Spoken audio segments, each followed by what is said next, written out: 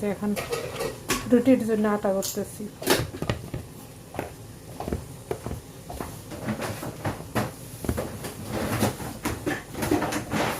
তার মানে রুটিটা বেশি খায়।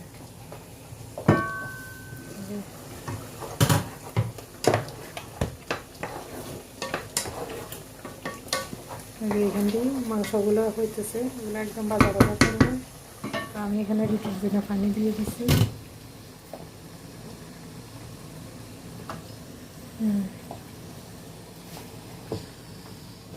আগুন কোনটা বন্ধ করছো? বন্ধ করে নিচ্ছ আমার তো খাওয়া হয়েছে। ওকে,